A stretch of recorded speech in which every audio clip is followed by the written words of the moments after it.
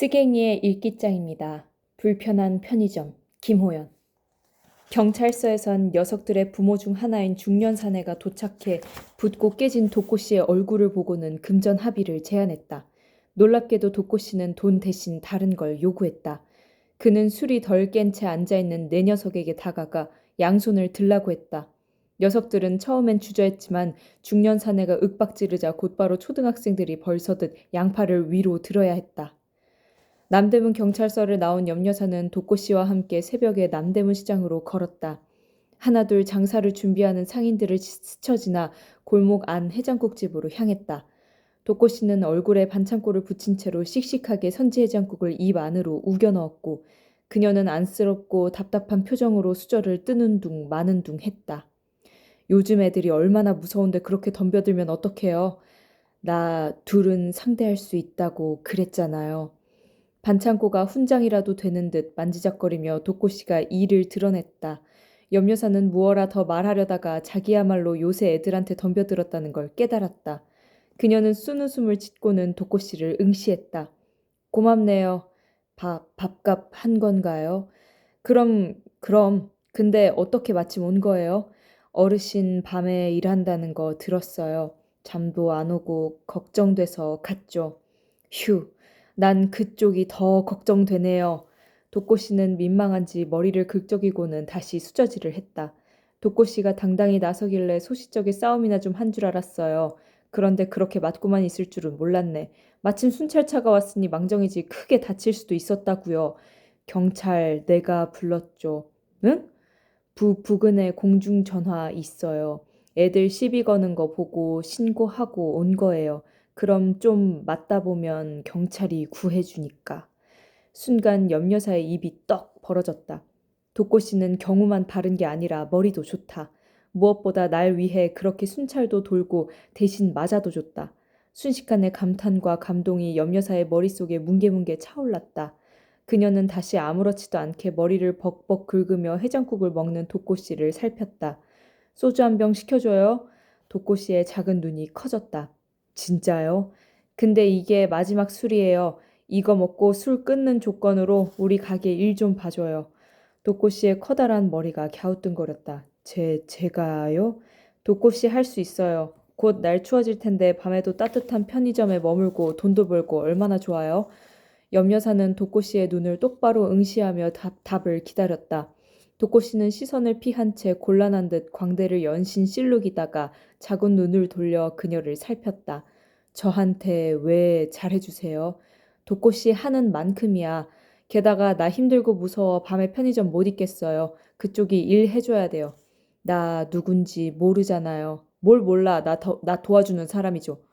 나를 나도 모르는데 믿을 수 있어요? 내가 고등학교 선생으로 정년 채울 때까지 만난 학생만 수만 명이에요. 사람 보는 눈 있어요. 도꼬 씨는 술만 끊으면 잘할 수 있을 거예요.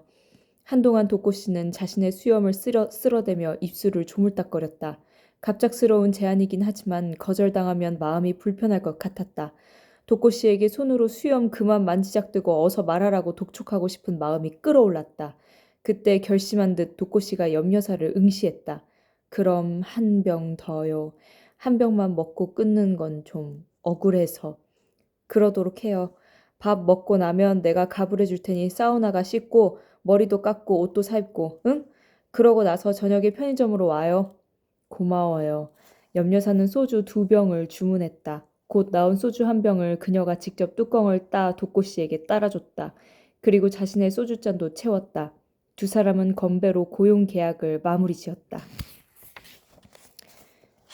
시연의 수많은 알바 인생의 종착점이 편의점이 된 것은 어쩌면 자연스러운 결과였다. 그녀 자신이 편의점의 애용자이기도 했고 그동안 여러 알바를 거치며 겪은 일들이 편의점 업무 곳곳에 녹아 있었기 때문에 쉽게 적응할 수 있었다.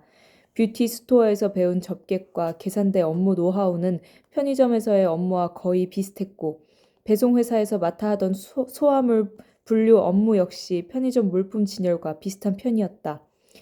프랜차이즈 커피숍에서는 JS라 불리는 진상들을 응대하는 매뉴얼을 익힌 바 있고 갈비집에서는 자기가 구운 고기가 탄 걸 종업원 탓으로 돌리는 JS를 겪으며 멘탈도 단련했다.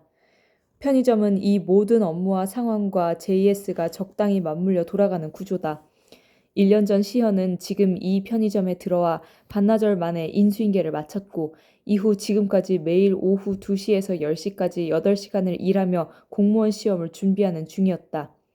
1년간 안정적으로 일할 수 있었던 가장 큰 이유라면 알바생에게 가장 중요한 사장이 괜찮은 분이었기 때문이었다. 고등학교 역사교사로 정년퇴임을 했다는 사장님은 시연에게 어른이란 바로 이런 분이 아닐까 하는 생각이 들게 하는 분이다. 요즘 편의점은 주휴수당을 주지 않으려고 주 5일 근무하는 알바를 두지 않는다. 이틀씩 사흘씩 끊어 고용하기에 한 곳에서 진득하게 일할 수가 없다. 그러나 이곳은 알바 모두가 주 5일 근무다. 또한 사장님은 시현과 같은 알바생에게 시켜야 할 일과 자신이 해야 할 일을 정확히 구분했고 솔선수범했으며 무엇보다 직원들을 귀하게 대했다. 사장이 직원 귀하게 여기지 않으면 직원도 손님 귀하게 여기지 않는다. 요식업으로 일가를 이룬 부모님 아래서 자란 시현이 귀가 따갑게 들은 말이다. 가게도 결국 사람 장사다. 손님을 귀하게 대하지 않는 가게와 직원을 귀하게 대하지 않는 사장은 같은 결과를 얻게 된다. 망한다는 말이다. 그런 의미에서 청파동 이 편의점은 적어도 망하지는 않을 것이다. 다만 돈을 벌기는 쉽지 않아 보인다.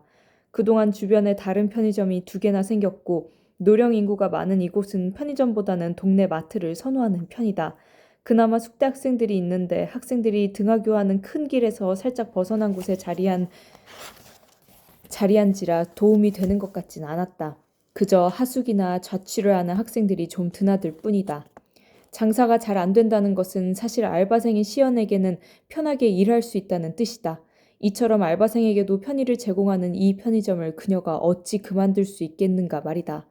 그렇지만 동시에 사장님께 미안한 마음이 들기도 해 시연은 손님들에게 최선을 다해 친절하게 응대하려고 한다. 꾸준히 찾아오는 단골이라도 있어야 그나마 가게가 유지될 테니까. 이렇게 단련된 시연임에도 어디서 이사를 왔는지 최근 꾸준히 드나드는 JS 하나는 치가 떨릴 정도로 싫다. 40대 중반으로 보이는 이 아저씨는 마른 체구에 툭 튀어나온 눈이 딱 봐도 고약하게 생겼는데 처음 왔을 때부터 반말에 돈 던지기를 시전해 그녀를 경악해 했다. 그는 마치 시연이 기계라도 되는 양 반말로 원하는 바를 입력하고 결과 역시 재촉했다. 그런데 항의하기에는 또 애매하게 시연의 실수를 짚는 것이라 늘 당할 수밖에 없었고 그래서 더 분했다.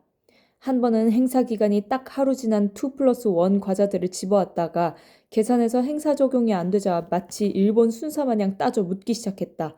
왜 안 된다는 건데? 손님, 이게 어제까지 행사여서요. 적용이 안 됩니다. 그럼 기간 지난 그 안내판 왜 안 내렸어? 내가 이거 고민해 고른 건데 이제 어쩌자는 거야? 이번만 적용해. 그럴 수는 없어요. 행사 안내판에 기한이 적혀 있는데요. 그걸 확인하셨으면 아니 내가 노안인데 그 좁쌀만하게 쓴 걸 어떻게 읽으란 거야. 요즘 40 넘으면 다 놓아놓는데 기한 표시를 크게 제대로 했어야지. 이거 중장년층 차별하는 거야? 뭐야? 사과의 의미로 적용해. 손님 죄송합니다만 그건 어렵겠습니다. 이따위 과자 안 먹어. 담배 어떤 걸로 드릴까요? 맨날 피우는 거 있잖아. 내가 매일 담배 팔아주는데 그 정도는 외울 수 있는 거 아닌가? 단골 대하는 게 이래서야 장사가 되겠어? 날짜가 지난 안내판을 치우지 못한 게 첫 번째 실수였고 무슨 담배를 피우는지 알지만 놈의 잡돌이에 정신이 나가 상표를 물은 게 2번째 실수였다. 사실 전자는 놈이 노안만 아니면 알아보고 안 살 수 있는 것이고 후자는 잘못이 아니다. 하지만 이놈의 JS는 애매한 상황을 이용해 시연에게 화풀이하듯 잔소리를 늘어놓고 가는 것이다. 담배를 받고 돈을 던진 뒤 놈은 잔돈을 챙겨 밖으로 나가 야외 테이블에서 담배를 피웠다.